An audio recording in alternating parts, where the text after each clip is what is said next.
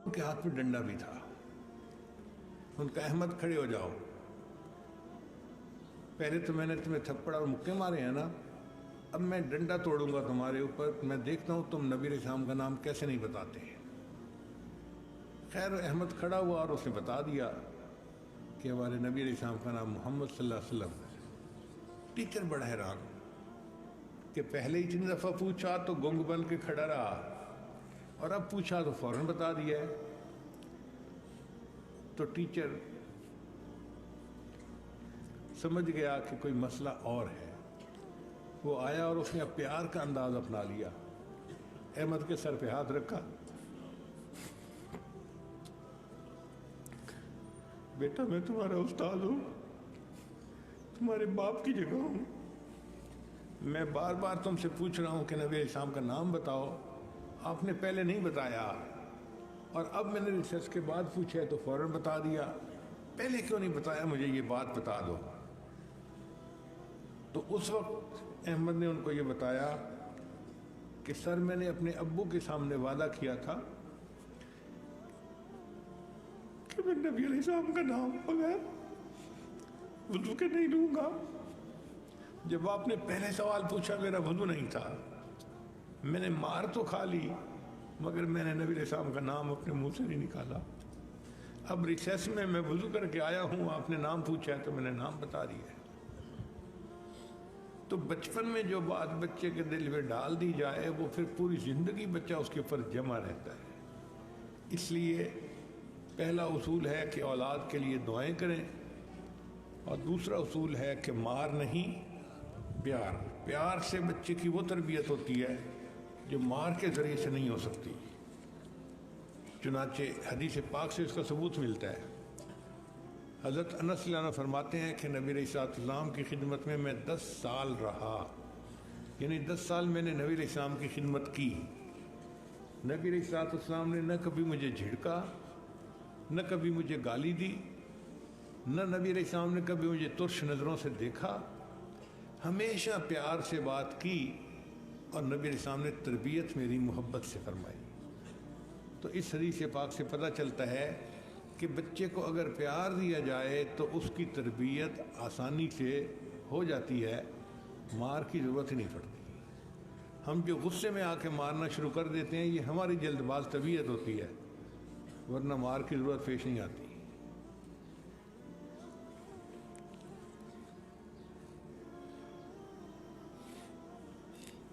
پھر تیسری بات کہ مناسب وقت پہ بات کرنا, یہ بڑا اہم اصول ہے.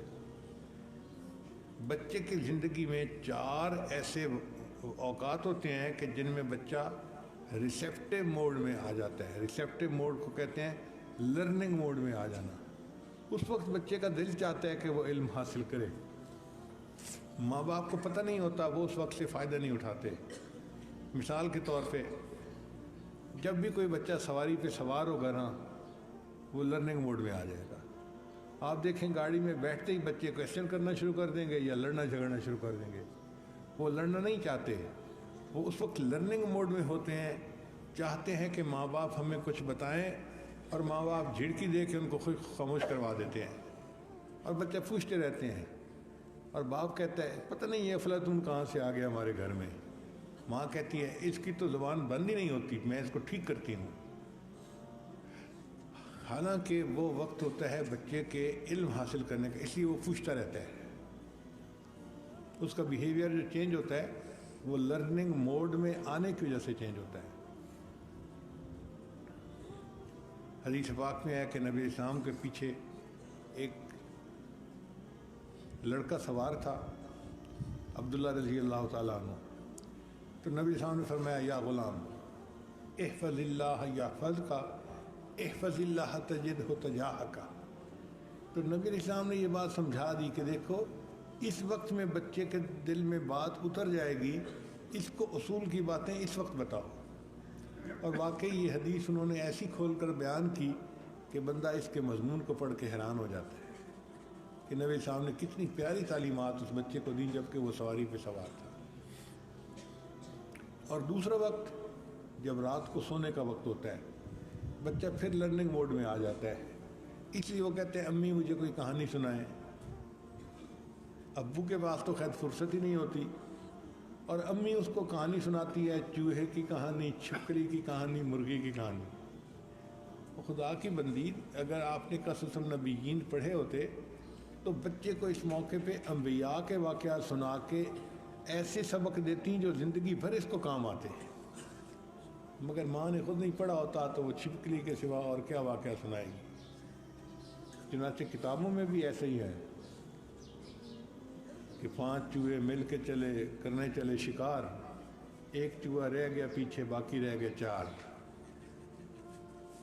4 چوہے مل کر سب بجانے لگے بین، ایک چوہے کو آ گئی کھانسی، باقی رہ گئے 3.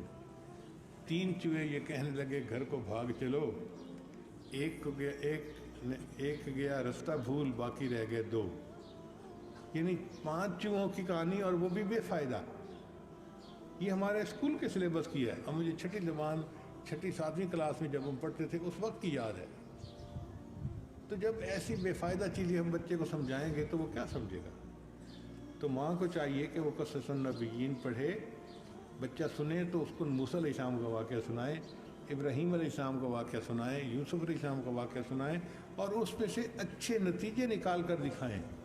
پھر بچے کی زندگی میں بات اتر جائے گی کہ واقعی میں نے نیکی کی زندگی گزارنی ہے، اور اس نیکی پر اللہ کی مدد میرے ساتھ ہو جائے گی.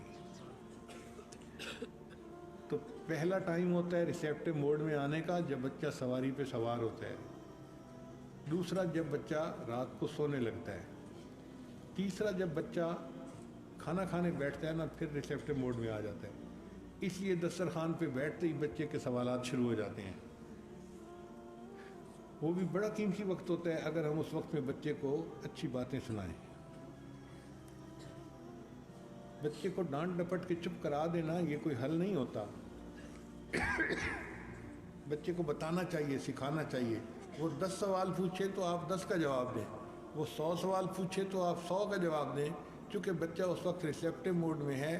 جو بات کریں گے وہ بچے کی میموری میں ہمیشہ کے لیے یادداشت میں آ جائے گی. اور چوتھا وقت ہوتا ہے جب بچہ بیمار ہوتا ہے. جب بھی کوئی بچہ بیمار ہوگا، بخار ہے یا تکلیف ہے، تو بچہ اس وقت لرننگ موڈ میں آ جاتا ہے. اس کا دل چاہتا ہے کہ مجھے کوئی باتیں سکھائے. اب جو ماں اس بات کو نہیں جانتی وہ پھر اس کو نہیں سکھا سکتی.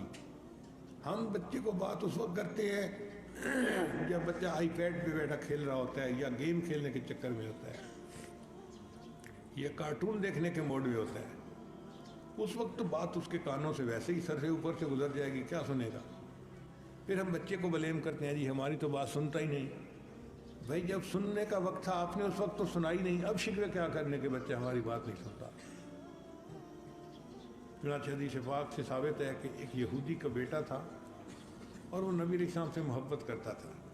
ہمارے آقا صلی اللہ علیہ وسلم کو اللہ نے وہ شان عطا فرمائی تھی کہ کافروں کے بچے بھی آپ صلی اللہ علیہ وسلم سے محبت فرماتے تھے. وہ بچہ بیمار ہو گیا تو نبی علیہ السلام کو اطلاع ملی کہ جی وہ بچہ بیمار ہے، بخار ہے اس کو. تو نبی علیہ السلام نے ارادہ فرما لیا کہ میں اس کی عیادت کے لیے جاتا ہوں. اب آپ اندازہ لگائیے کہ ایک طرف ایک چھوٹا سا بچہ ہے وہ بھی کافر کا، اور ایک طرف اللہ کے محبوب صلی اللہ علیہ وسلم اتنی بلند ہستی، اور آپ صلی اللہ علیہ وسلم اس کی توبہ فرسی کے لیے تشریف لے گئے. تو نہ بچہ توقع کرتا تھا، نہ اس کا باپ اس بات کی توقع کرتا تھا. چنانچہ جب نبی علیہ السلام گئے تو لڑکا خوش تو بہت ہوا کہ آپ میری عیادت کے لیے آئے. اس کو گریٹ فیل ہوا، اچھا لگا. تو اس کے باپ کو بھی اچھا لگا کہ وہ ایک عام سا آدمی تھا، اس کی عزت بن گئی کہ مسلمانوں کے پیغمبر علیہ السلام اس کے کافروں کے بچے بھی آپ صلی اللہ علیہ وسلم سے محبت فرماتے تھے. وہ بچہ بیمار ہو گیا تو نبی علیہ السلام کو اطلاع ملی کہ جی وہ بچہ بیمار ہے، بخار ہے اس کو. تو نبی علیہ السلام نے ارادہ فرما لیا کہ میں اس کی عیادت کے لیے جاتا ہوں. اب آپ اندازہ لگائیے کہ ایک طرف ایک چھوٹا سا بچہ ہے وہ بھی کافر کا، اور ایک طرف اللہ کے محبوب صلی اللہ علیہ وسلم اتنی بلند ہستی، اور آپ صلی اللہ علیہ وسلم اس کی توبہ فرسی کے لیے تشریف لے گئے. تو نہ بچہ توقع کرتا تھا، نہ اس کا باپ اس بات کی توقع کرتا تھا. چنانچہ جب نبی علیہ السلام گئے تو لڑکا خوش تو بہت ہوا کہ آپ میری عیادت کے لیے آئے، اس کو گریٹ فیل ہوا، اچھا لگا۔ تو اس کے باپ کو بھی اچھا لگا کہ وہ ایک عام سا آدمی تھا، اس کی عزت بن گئی کہ مسلمانوں کے پیغمبر اسلام اس کے بیٹے کی عیادت کے لیے اس کے گھر آئے ہیں۔ چنانچہ نبی علیہ السلام نے اس بچے کو پہلے تو توبہ پرسی فرمائی، پھر اس کو دین کی دعوت دی اور فرمایا کہ اے بچے تم اسلام کو قبول کر لو۔ جب نبی علیہ السلام نے یہ فرمایا تو اس بچے نے اپنے باپ کی طرف دیکھا کہ ابو کیا کہتے ہیں۔ حدیث پاک میں آتا ہے کہ جب اس نے اپنے باپ کی طرف دیکھا تو یہودی نے کہا کہ بیٹے ابو القاسم تمہاری عیادت کے لیے آئے ہیں، اب جو وہ تمہیں کہہ رہے ہیں تم ان کی بات کو مان لو۔ چنانچہ بچے نے کلمہ پڑھا اور وہ مسلمان ہو گیا۔ تو ان 4 اوقات میں اگر بچے کو نصیحت کی جائے تو پھر بچہ جلدی بات کو قبول کرتا ہے۔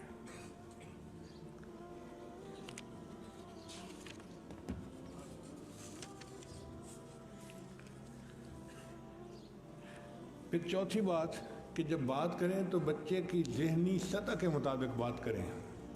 ہم کئی مرتبہ 2 لفظوں میں بات کر دیتے ہیں اور بچے کو پوری طرح پتہ بھی نہیں چلتا کہ مجھے آرڈر دیا کیا گیا ہے، وہ کنفیوز ہوتا ہے بیچارہ، فیصلہ ہی نہیں کر پاتا کہ مجھے یہ کرنا ہے یا وہ کرنا ہے، اور ہم پھر غصہ کرتے ہیں تو نے بات نہیں مانی۔ بھائی وہ بات ماننا چاہتا تھا لیکن انسٹرکشنز بھی تو کلیئر ہونی چاہیے تھی نا۔ بات وہ کرو جو بچے کی ذہنی سطح کے مطابق ہو۔ چنانچہ حدیث پاک سے اس کو ثبوت ملتا ہے، نبی علیہ السلام جو غزوہ بدر کے لیے تشریف لے گئے تو دشمن سامنے تھا، اب پتہ نہیں چلتا تھا کہ ان کی تعداد کتنی ہے۔ تو صحابہ کرام نے ایک مقامی لڑکے کو پکڑا اور اس سے پوچھا کہ بتاؤ تعداد کتنی ہے۔ وہ کبھی بتاتا 200 ہے، کبھی بتاتا 400 ہے، کبھی بتاتا 500 ہے، کوئی ایک بات نہیں کر رہا تھا۔ تو ایک صحابی نے غصے میں اس کے 2-4 تھپڑ بھی لگائے کہ تم جھوٹ بولتے ہو، ہمیں سچ نہیں بتا رہے ہیں۔ پھر اس کو پکڑ کے وہ صحابی نبی السلام کے پاس لائے، اے اللہ کے حبیب صلی اللہ علیہ وسلم یہ دشمن کے لشکر کو دیکھ کے آیا ہے، اس کو پتہ سارا ہے، لیکن ہمیں یہ جھوٹ بول رہا ہے، صحیح بات بتا نہیں رہا۔ تو نبی علیہ السلام نے پوچھا بھی کتنی تعداد ہے؟ وہ کبھی کہے جی 200 ہے، کبھی کہے 400 ہے، کبھی کہے 500 ہے، اس کو پتہ نہیں چلتا تھا۔ تو نبی علیہ السلام سمجھ گئے کہ چھوٹا بچہ ہے، پورے لشکر کی تعداد کا اندازہ لگانا اس کے بس سے باہر کی بات ہے۔ تو نبی علیہ السلام نے اس کو پیار سے اپنے پاس بٹھایا اور کہا کہ اچھا یہ بتاؤ کہ جب وہ اپنے لشکر کے لیے کھانا بناتے ہیں تو کتنے اونٹوں کو ذبح کرتے ہیں، کتنے جانوروں کو ذبح کرتے ہیں؟ اس نے کہا جی 9 یا 10 جانور ذبح کرتے ہیں۔ جب اس نے یہ بتایا نا، چونکہ جانور تو تھوڑے تھے نا تو ان کی تعداد کا اندازہ تو آسانی سے لگ سکتا ہے۔ جب اس نے کہا جی کہ 9 جانور یا 10 جانور، تو نبی علیہ السلام نے فرمایا اس سے پتہ چلتا ہے کہ ایک جانور کو 100 بندے آرام سے کھا لیتے ہیں، تو دشمن کی تعداد 900 سے 1000 کے درمیان ہے۔ تو نبی علیہ السلام نے صحیح تعداد کا اندازہ فوراً لگا لیا، مگر کویسچن ایسا پوچھا جو بچے کی ذہنی سطح کے مطابق تھا اور بچے نے اس کا جواب ٹھیک دے دیا تھا۔ تو ہم بچے سے بات کریں تو اس کی ذہنی سطح کے مطابق کریں۔ نبی علیہ السلام نے فرمایا کلموا الناس علی قدر عقولہم، تم انسانوں سے ان کی عقلوں کے مطابق بات کرو۔ بچے کی عقل ناپختہ ہوتی ہے، چھوٹی ہوتی ہے، اس سے اتنی صاف بات کرو کہ اس کو بات سمجھ آ جائے۔ اپنے ذہنی سطح پہ نہیں کہ میں ایک لفظ سے بات سمجھ گیا ہوں تو بچہ بھی سمجھ جائے گا۔ تو بچے سے اس کی ذہنی سطح کے مطابق بات کرنا۔ پھر بچے کو واقعات سنائیں، جتنا سنا سکتے ہیں۔ بچہ فکرات سے نہیں سمجھتا، واقعات سے سمجھتا ہے۔ مثال کے طور پر اگر آپ چاہتے ہیں کہ بچہ حافظ بنے تو اتنا کہہ دینا کہ حافظ بنو یہ کافی نہیں ہے۔ اب اٹھتے بیٹھتے بچے کو حفاظ کے واقعات سنائیں، قراء کے واقعات سنائیں، ان کو قیامت دن اللہ کیسی عزتیں دے گا یہ سنائیں۔ دنیا میں جو بڑے بڑے حضرات گزرے، اللہ نے قرآن کی وجہ سے ان کو کن عزتوں سے نوازا، وہ واقعات سنائیں، تو بچے کے اندر شوق بڑھے گا اور وہ بڑے اچھے طریقے سے حافظ بننے کی کوشش کرے گا۔ اب ہم تو گھر میں نام ہی نہیں لیتے قرآن کا اور کہتے ہیں جی کہ بچہ جی بس شروع کیا تھا مگر اب اس کا دل نہیں لگتا۔ بھئی ماں باپ کا دل اپنا نہیں لگتا تو بچے کا دل کیسے لگے گا؟ بچے کو واقعات سنائیں اور ترغیب دیں، پھر دیکھیں بچہ کیسے تیار ہوتا ہے۔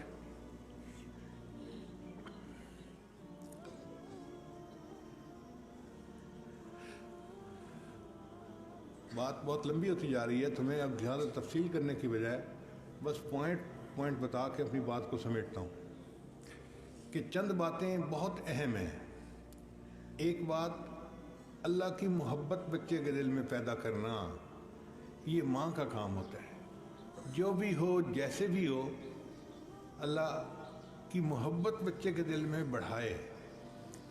مثلا بچے کو نیا لباس لا کے دیا، دیکھو بیٹا اللہ نے تمہارے لیے لباس بھیجا ہے۔ اب بچے کو جب پتہ چلے گا نا کہ اللہ نے مجھے لباس بھیجا، اللہ نے مجھے کھانا دیا، اللہ نے میرے ماں باپ کو یہ دیا، اللہ نے میرے ماں باپ کو گھر دیا، گاڑی دی، فلاں دی، تو بچے کے دل میں اللہ کی محبت خود بخود بڑھے گی۔ اور پھر زندگی میں جو پریشانی آتی ہیں ان پر صبر کی تلقین سکھائیں کہ بیٹا اللہ نے مقدر بنایا ہے، جو وہ کرتا ہے اسی میں خیر ہوتی ہے، بس تم تقدیر کے اوپر اعتراض مت قبر کرو، اگر اللہ نے ایسا کیا ہے تو اسی میں بہتری ہوگی۔ یہ بچے کے ذہن میں بیٹھ جائے تاکہ وہ رضا بالقضاء والے مرتبے پر آ جائے۔ تو بچے کے دل میں اللہ کی محبت کو پیدا کرنا اور بڑھانا یہ ماں کا کام ہے۔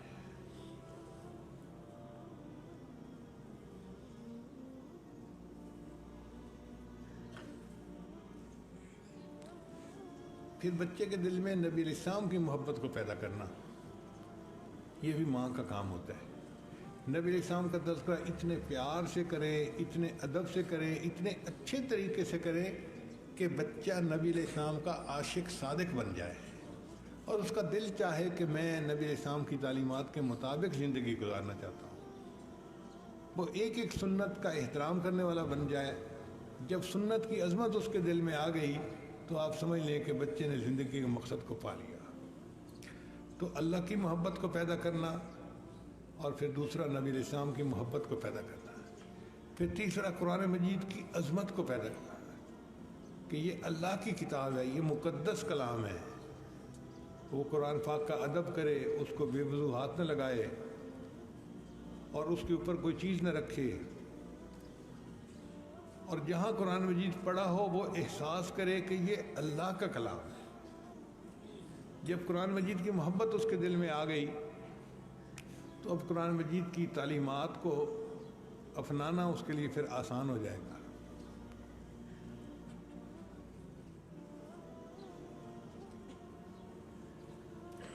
پھر ماں بچے کے اندر محنت کرنے کی عادت ڈالے، بچے کو بتائے کہ دیکھو بیٹا اپنے مقصد کو حاصل کرنے کے لیے محنت کرنی پڑتی ہے، تم اپنا ہوم ورک محنت سے کرو، اسکول کا کام اچھا کرو، تم محنت سے اپنے سبق کو یاد کرو تاکہ تمہارا سبق تمہیں یاد ہو جائے یا سب کی پارہ بغیر غلطی کے تم سنا سکو۔ یہ جب واقعات ماں سناتی ہے نا کہ فلاں نے محنت کی تو یہ ہو گیا، فلاں نے محنت کی تو یہ ہو گیا، تو بچے کے اندر بھی ایک جذبہ پیدا ہو جاتا ہے کہ میں بھی محنت کروں گا اور میں بھی اپنے مقصد میں کامیاب ہو جاؤں گا۔